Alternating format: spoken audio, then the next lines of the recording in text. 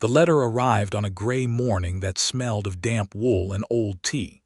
Eleanor Marlowe stood by the window of her father's threadbare study, the paper heavy in her hands, though its words were simple enough. Sir Reginald had not troubled himself with sentiment. I have secured your future. You will marry the Duke of Ashworth before the month's end. A carriage will come. She did not weep. Eleanor had learned long ago that tears were a currency her father only spent, never repaid. Instead, she folded the letter along its precise crease and pressed it flat against her bodice, feeling the weight of it settle somewhere beneath her ribs. The Duke of Ashworth. Even in their quiet corner of Hertfordshire, the name dragged shadows with it. Mad, they whispered. A recluse who spoke to servants only through closed doors. A face ruined in a duel that had ended in death. Some said he collected clocks because he could no longer bear the sound of a human heartbeat. Her father, she knew, had debts that yawned like open graves. 2 seasons ago, she had watched him stake her mother's pearl pendant on a horse that came in last. She had felt no surprise then, only a dull, familiar ache. Now he had wagered her, and a duke with a monstrous reputation had accepted the bet. 3 days later, in a private parlor at a London hotel, Eleanor stood before the man who would own her. He was taller than the rumors suggested, broad-shouldered and dressed in severe black. A scar ran from the corner of his left eye to the angle of his jaw, a pale, jagged seam that pulled his mouth into a faint, permanent grimace. His eyes were the color of a winter sea, and they passed over her with the same impersonal force, knotting the straightness of her posture, the plain dove-gray of her dress. The hands clasped too tightly at her waist. Lady Eleanor. His voice held no warmth, but it lacked the wildness she had braced for. It was low, controlled, and entirely exhausting to listen to, as if every syllable cost him effort. "Your Grace," she curtsied neat and measured, refusing to let her knees tremble. Sir Reginald hovered behind her, reeking of brandy and forced cheer. "A fine match, is it not? The Duke has been most generous." Generous meant debts cancelled, a quarterly allowance that would vanish into his clubs before the ink dried. Eleanor did not look at her father. She kept her gaze on the Duke, who had yet to blink. "You understand the terms?" the Duke asked, as though she were a clerk signing a deed. "I understand that I am to be your wife," she said. The words came out steadier than she felt. "I understand that this arrangement serves your needs and my father's. I am not certain anyone has troubled to explain it to me." Sir Reginald sputtered, but the Duke lifted one hand. The room fell silent. His eyes, she noted, had not left her face. There was something behind that impenetrable stare, not cruelty, she decided, but a vast, calculated distance. He was a man who had built a fortress around himself and was now deciding whether she deserved to stand on the drawbridge. "The arrangement serves to quiet certain unpleasant chatter," he said. "A wife provides a new narrative. You will have every material comfort. You will be mistress of Blackmore Hall. In return, you will not pry into matters that do not concern you, and you will not expect sentiments I am incapable of offering. Do you find these terms acceptable?" Acceptable, as if she had a choice, as if the alternative was not a father who would cast her out and creditors who would seize the silver. Eleanor felt a hot, bitter pang rise in her throat and forced it down.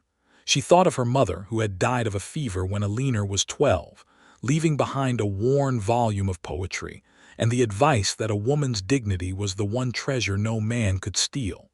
She clung to that now. "I find them clear," she replied. "Clarity, at least, is something I can respect." A flicker crossed his face, quick, unreadable, gone. He inclined his head. "Then we are agreed." Sir Reginald clapped his hands, launching into a stream of prattle about settlements and settlements, but Eleanor had already turned toward the window. Below, the London street churned with carts and pedestrians, ordinary people living ordinary lives. She pressed her palm to the cold glass and let the chill seep into her skin. She was to be a duchess, a madman's bride, a transaction wrapped in lace and sealed with a ring. That night, alone in the hotel chamber her father had reluctantly paid for, Alina unpinned her hair and sat before a spotted mirror.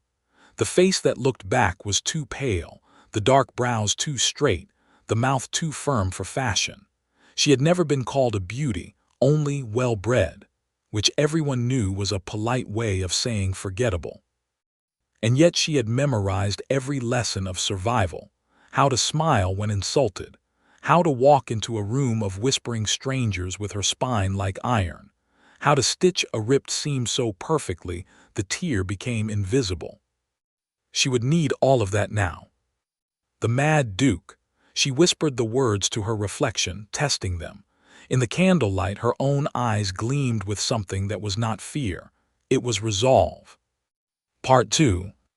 The wedding was a hollow affair, 15 minutes in a cold stone chapel, witnessed by a stranger pulled from the village and a solicitor who dabbed his forehead with a gray handkerchief.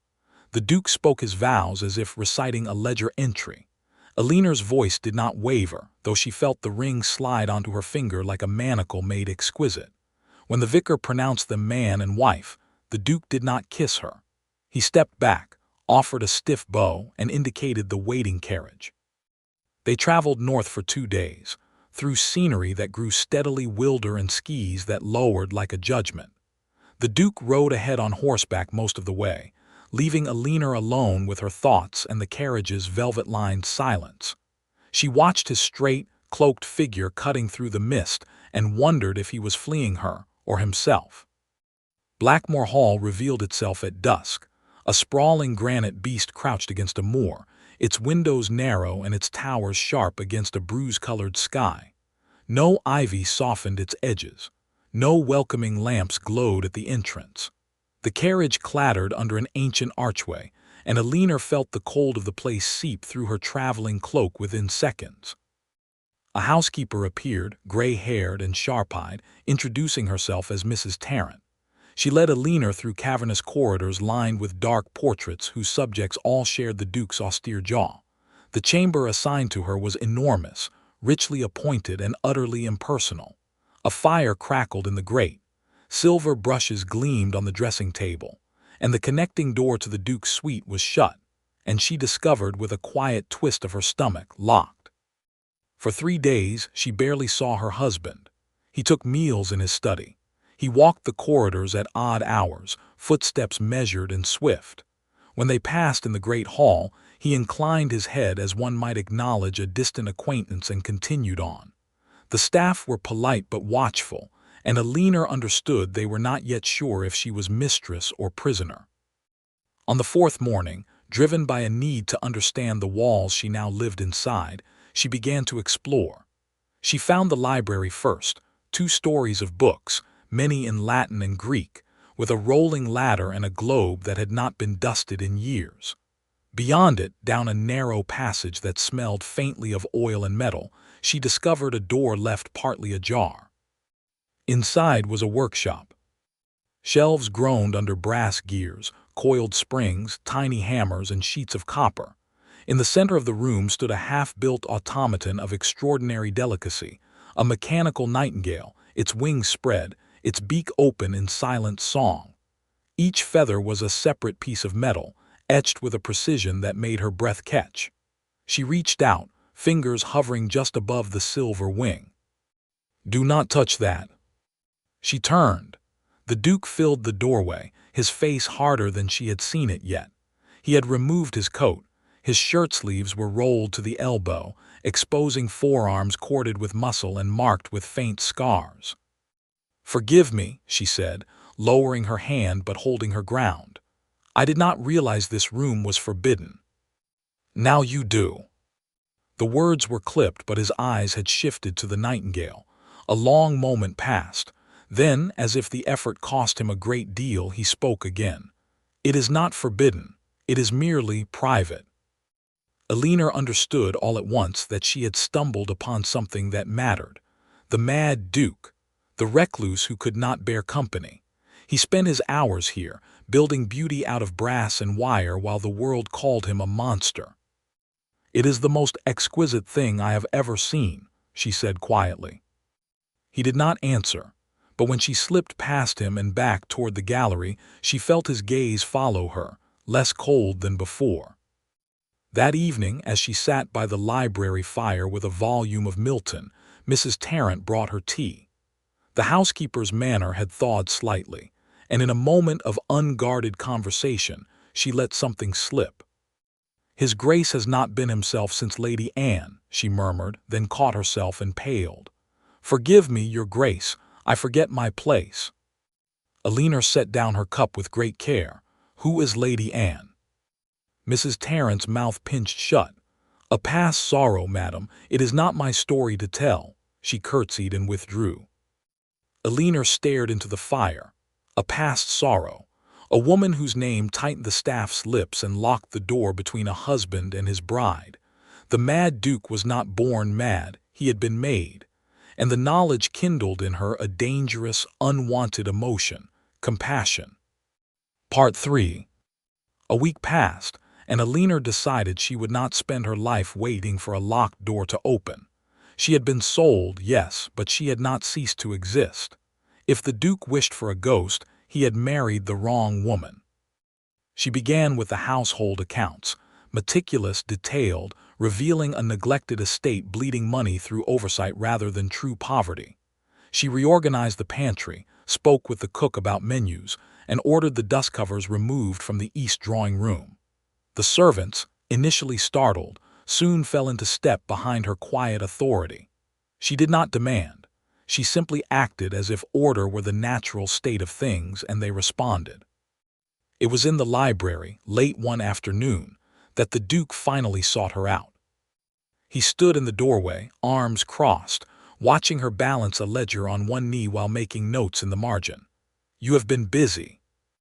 "I am not accustomed to idleness," she said, without looking up, "and your estate requires attention." "My estate is none of your concern." The sharpness returned to his voice, but it lacked conviction. Now she did look up.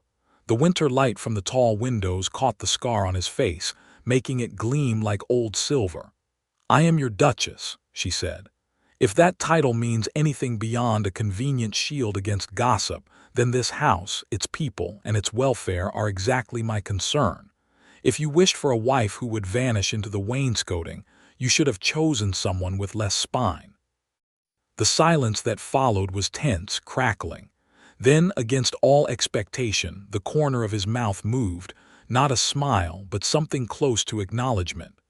"You are not what I was led to expect, Lady Alina." "No," she replied, remembering at the last moment not to let the single word hang alone. "I imagine I am not."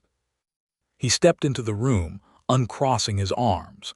"My steward says you found discrepancies in the grain accounts that he has overlooked for 3 years. He is both embarrassed and impressed." "He should be neither. The errors were obvious."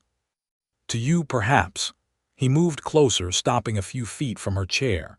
His presence was overwhelming. She caught the scent of soap and something metallic, like the workshop. "Why are you doing this?" She closed the ledger. "Because I refuse to be a prisoner, even a gilded one. Because I was taught that a wife's duty is to strengthen her husband's house, even if that husband cannot bear the sight of her. And because—" she hesitated, then plunged on, "because I do not believe you are mad. I believe you are wounded, and there is a difference." The words landed like stones in still water. His expression shuddered, then cracked open a fraction. For an instant he looked younger, less the forbidding Duke and more a man clinging to control. "I hear sounds others cannot," he said, his voice rougher now. "A ticking clock across the house will wake me. Certain voices feel like needles in my skull. When the condition is severe, I cannot leave a darkened room for days. Society calls such things madness. They called me mad before I gave them the scar to prove it." She absorbed this, her heart beating slow and heavy. "And the automaton, the nightingale. Mechanical precision soothes me. Every gear is predictable, nothing screams." Slowly, carefully, she stood. She did not approach him. She understood that closeness might be its own assault. "I do not scream, Your Grace. I have been known to be entirely too predictable. Perhaps that is one reason your solicitor selected me." Another man might have smiled. Julian, she permitted herself to think his name now, simply looked at her as though seeing her properly for the first time. "Perhaps," he murmured, "or perhaps they chose better than they knew." He left the library without another word, but that night, the connecting door between their chambers was unlocked. And in the morning, a small brass key appeared on her dressing table, alongside a note in a spiky, restrained hand. "The workshop is yours to visit, should you wish." She tucked the key into her bodice and felt, for the first time since the letter from her father, something that might be mistaken for hope. Part 4. The letter arrived with the morning post, its seal a blob of cheap wax, its handwriting far too familiar. Alina recognized Thomas Lacey's looping script before she opened it, and her stomach dropped. "My dearest Alina, I cannot bear the thought of you trapped in that madman's house. I have loved you since we climbed the old oak together. Come away with me. I have saved enough to take us to France. We can be married properly, far from the man who bought you. Meet me at the inn by the crossroads at dusk on Friday. Your ever devoted Thomas." She read it 3 times, her hands very still. Thomas had been a sweet, earnest boy who had grown into a sweet, earnest man with a clerk's wage and a poet's heart. He had never understood that love, for a woman of her station, was a luxury reserved for those who could afford independence. And he had no idea that the Duke of Ashworth was not a monster, but a fractured man who built nightingales. She was folding the letter when a shadow fell across the page. Julian stood behind her, his face a mask of ice. In his hand was a second letter, the one Thomas, in his foolishness, had also addressed to the Duke, demanding that he release Alina from a barbaric arrangement. "An elopement," Julian said. The word dropped between them like a blade. "You have been corresponding with this man." Alina rose, her heart hammering but her voice steady. "I have not corresponded with him. This letter is as much a surprise to me as it is to you. I have not seen Thomas Lacey in over 2 years. And yet he writes to you of love, of oaks, of France." Julian's grip tightened on the paper, but his voice remained lethally calm. "I told you I required no sentiment, but I did require fidelity. And you have it." She took a step toward him, holding his gaze. "I have given you no cause to doubt me. I have not replied to this letter, nor will I. I am your wife, Julian. I do not break my vows." He stared at her, the muscles in his jaw working. The scar pulled taut. Then he did something entirely unexpected. He laughed. It was a bitter, humorless sound, more wound than mirth.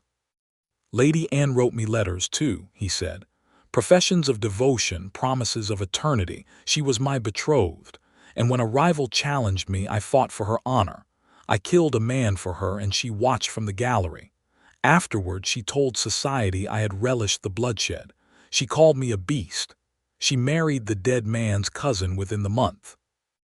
Alina felt the confession sink into her like a blade. She had known there was a woman, a betrayal, but the shape of it was worse than she had imagined. He had been stripped not only of his reputation, but of his faith in any human heart. "I am not Lady Anne," she said quietly. "How do I know that?" The question was raw, scraped from the depths of him. "You do not," she admitted. "Trust is earned, and you have no reason to offer it. But I can give you one truth right now. I am here. I chose to unlock the workshop door you opened. I have not run, and I will not run." She reached up very slowly and touched the back of his clenched hand where it rested at his side. "If you want me to leave, I will. Not to France with Thomas. I have no desire for that, but to a cottage of my own if you free me. The choice is yours." For a long, suspended moment, he did not move. Then his fingers uncurled and he turned his hand, capturing hers with a pressure that was almost painful. "I do not want you to leave," he said, the words sounding dragged up from a deep, sealed well. Alina's throat tightened. She lifted her free hand and placed it over their joined fingers. "Then I will stay, not because I was traded, because I see a man worth staying for." He lifted her hand to his lips and pressed a kiss to her knuckles, not a gallant brush, but a firm, lingering pressure, as if he were memorizing her bones. "You terrify me, Alina. You are the first thing in 7 years that has made me afraid of hope." She did not answer with words. She simply remained where she was, her hand in his, letting him feel that she was real. Part 5. London in the height of the season was a battlefield draped in silk, and Alina stepped onto it with a composure she had practiced in the mirror of Blackmore's library. Julian had proposed the trip himself. A strategic move, he said, to re-enter society and dispel the fog of rumor that still clung to his name. Alina understood the unspoken second reason. He wanted to show her that he could give her the world she had been promised, not merely the solitude of the moors. The Ashworth townhouse on Grosvenor Square was transformed by her touch within a week. Fresh flowers, new draperies, a menu that made the cook weep with gratitude. Invitations began to arrive, some curious, some cruel, all accepted with the same calm grace. Alina dressed in deep jewel tones, sapphire, emerald, garnet, that made her dark hair and pale skin startling rather than forgettable. At her side, Julian wore his scar like a coat of arms, and his arm remained steady whenever she took it. The test came at Lady Bellingham's ball, a crush of music and candlelight and powdered shoulders. Alina stood with a group of matrons, answering their careful questions about Blackmore, so bracing, the moors, when Lady Henrietta Cray swept into the circle like a blade in crimson velvet. "The new Duchess of Ashworth," Lady Henrietta drawled, her smile a sickle. "How fortunate for you, my dear. I suppose when one's father barters one like livestock, landing a dukedom is quite the compensation, even if the duke in question is eccentric." The word dripped venom. The other women fell silent, fans frozen. Alina felt the sting lance through her, but she held Lady Henrietta's gaze with a mild, unruffled expression. "I have always found eccentricity preferable to cruelty, Lady Henrietta. One can be cured with kindness, the other is merely a character flaw." A sharp intake of breath from the circle. Lady Henrietta's eyes narrowed. "How quaint. You speak as if kindness matters to a man who killed in a duel and then locked himself away like a goblin. Tell me, does he howl at the moon? Does he make you dine in the dark?" Before Alina could respond, a new voice cut through the chatter, low, resonant, and carrying a stillness that made the entire circle turn. "He does not howl," Julian said, stepping through the parted crowd. He had approached unnoticed, his expression set in lines of icy composure. "He does, however, remember every slight offered to his wife. I would advise you to moderate your tongue, Lady Henrietta, or I shall be forced to remind the room why my blade found its mark so many years ago." The ballroom, which had been buzzing a moment before, fell into a hush that spread outward like a stain. Lady Henrietta paled to the color of old milk. Julian did not raise his voice. He did not threaten. He simply stood there, a duke in his power, and let the weight of his presence do the work. "My wife," he continued, his tone never wavering, "is a woman of more grace and intelligence than this room has seen in a decade. She has taken a house that was a mausoleum and filled it with light. She has faced whispers that would have broken lesser souls and responded with dignity. If you cannot show her the respect her title demands, at least have the decency to be silent." He extended his hand to Alina. "Shall we dance, my dear?" She placed her fingers in his, her heart beating a wild, triumphant rhythm. As he led her onto the floor, she murmured, "You did not need to do that." "Yes," he said, his voice rough beneath the polished surface, "I did." They waltzed, and the room watched. Alina was aware of the hundreds of eyes, but she felt only the steady pressure of his hand at her waist, the lock of his gaze on hers. He danced like a man who had once moved through ballrooms with ease and was now reclaiming that memory step by step. Later, in the quiet of their townhouse, with the fire burning low and the servants dismissed, Julian stood by the window, looking out at the lamplit square. Alina approached and stood beside him, not touching but close enough to feel the heat of his body. "I told you I killed a man," he said, his voice barely above a whisper. I did not tell you that I wanted to die afterward. The duel was honorable, pistols at dawn, but Anne's betrayal twisted it into butchery in the eyes of the ton. I locked myself at Blackmore because I believed I was exactly what they called me, a beast, a danger, unfit for any gentle thing. She turned to face him, and now, his jaw tightened. Now I look at you and I want to be better. I want to be the man you seem to see when you walk into my workshop and smile at a brass nightingale. I love you, Alina. I did not intend to. It was not in the agreement, but it is true.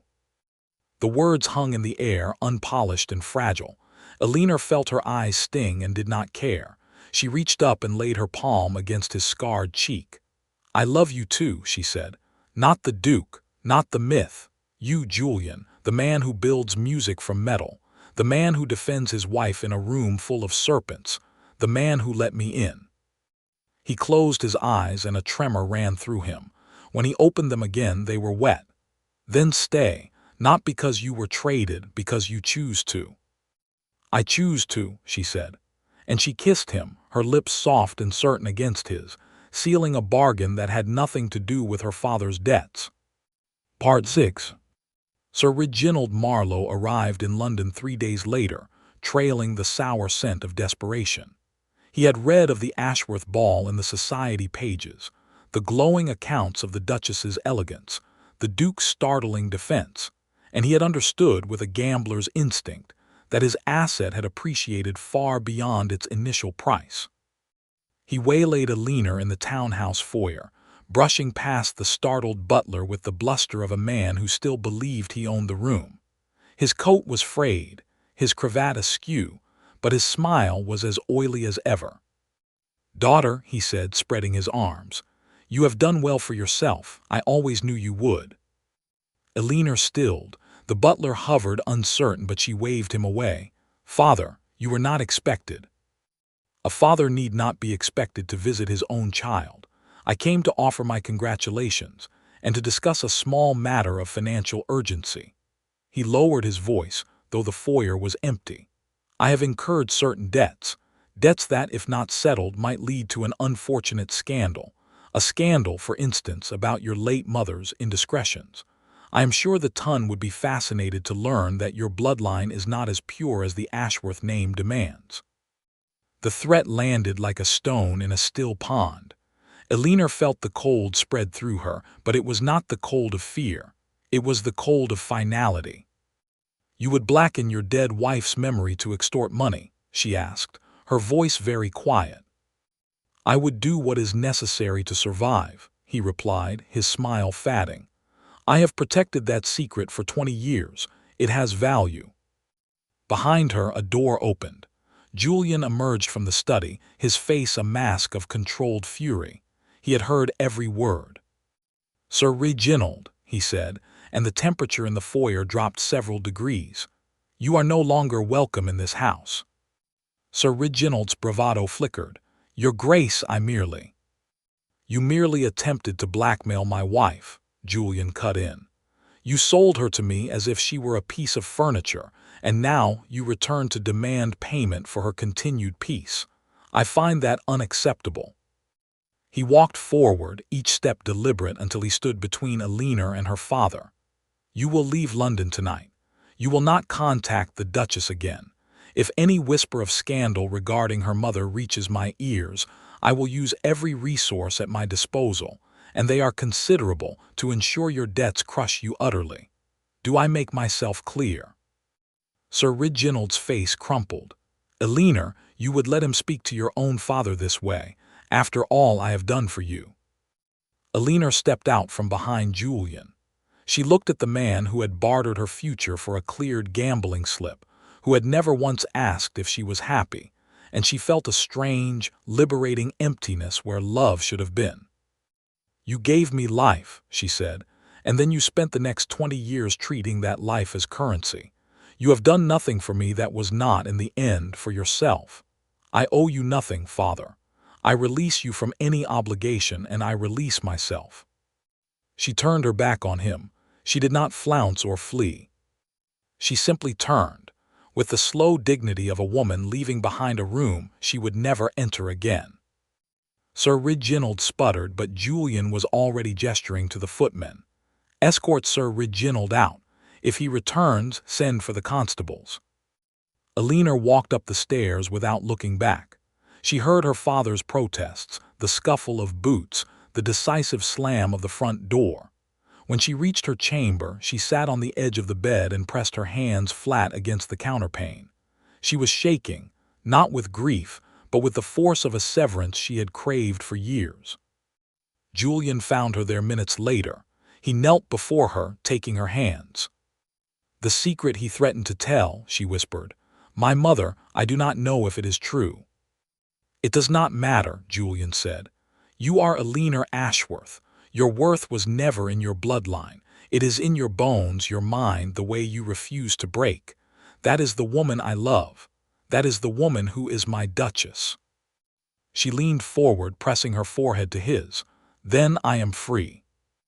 "You have been free since the moment you decided not to vanish into the wainscoting," he said. "You simply needed to know it." Outside, a carriage rattled away into the London night, carrying a bitter, defeated man into obscurity. Inside, a duke and his duchess held each other in the quiet, and the last chain fell away. Part 7. 1 year later, on a night of stars and silver, Ashworth House blazed with light. Every chandelier glittered. Every corridor hummed with music and laughter. The ball celebrating the anniversary of the Duke and Duchess's wedding had become the invitation of the season, and no one who mattered had declined. Alina stood at the top of the grand staircase, her hand resting on Julian's arm, looking down at the sea of silk and jewels. Her gown was deep gold tonight, the color of autumn glory, and the necklace at her throat, a cascade of topaz and pearl, had been Julian's gift, chosen with the same meticulous care he had once reserved for clockwork wings. Her figure had softened with the gentle swell of early pregnancy, and the knowledge of the child she carried made her feel rooted, permanent, in a way she had never experienced before. "Are you ready?" Julian murmured, his lips close to her ear. "I have been ready since the day I unlocked your workshop," she replied. They descended together, and the crowd parted with a respect that was no longer laced with fear.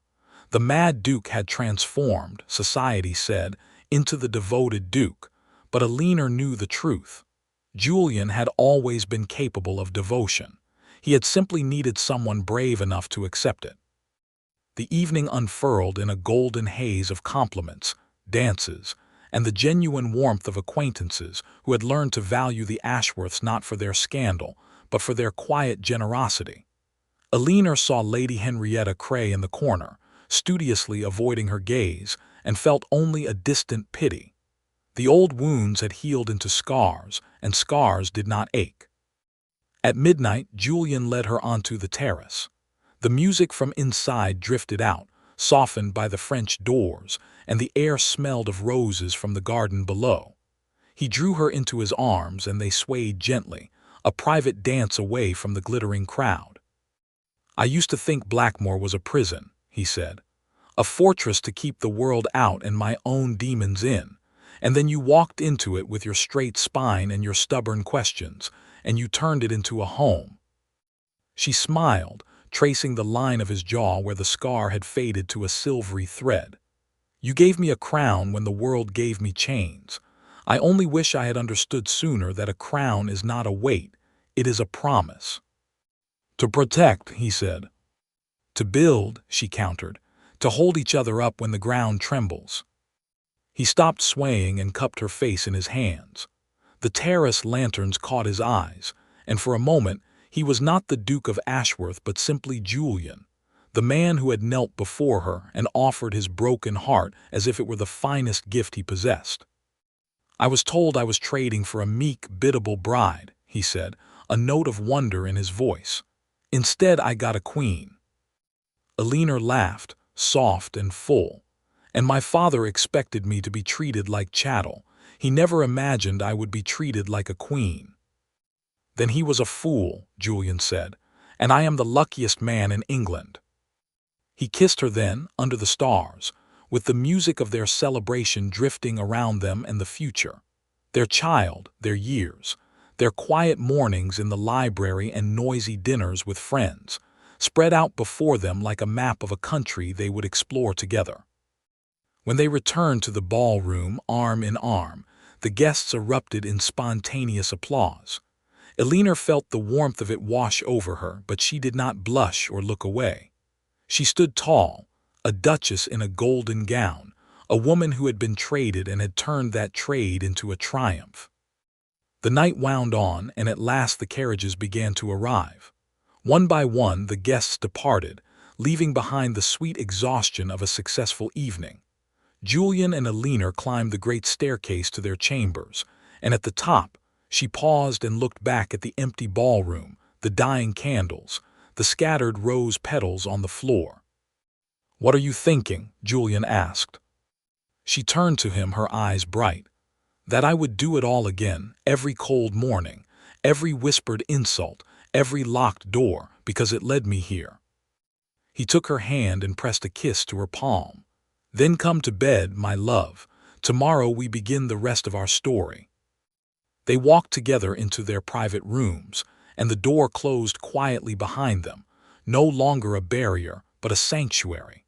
The Mad Duke was a legend that had faded into dust. What remained was a man who had learned to trust, and a woman who had never stopped believing that dignity could outlast any darkness.